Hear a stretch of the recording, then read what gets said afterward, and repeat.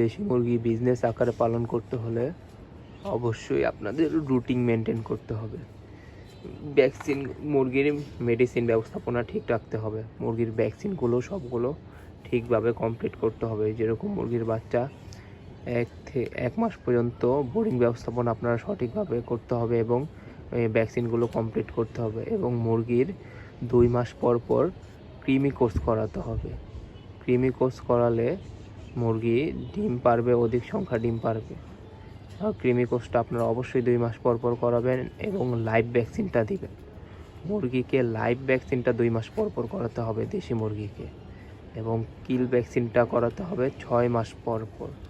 আপনারা যদি ভ্যাকসিন ঠিক মতো করে থাকেন তাহলে আপনাদের খামারে কোনো সমস্যাই হবে না, আর আপনারা বিজনেস করে লাভবানও হতে পারবেন। সো আপনারা ভ্যাকসিনগুলো ঠিকভাবে করবেন। রানীক্ষেত কৃমি কোর্সের এই 2টা ভ্যাকসিন ঠিকভাবে করবেন। কৃমি কোর্সটা দিবেন 2 মাস পর পর, লাইভ ভ্যাকসিন দিবেন 2 মাস পর পর, আর কিল ভ্যাকসিনটা 6 মাস পর পর দিবেন। তাহলে আপনার খামারে আর কোনো ক্ষতি হবে না এবং আপনি লাভবান হবেন।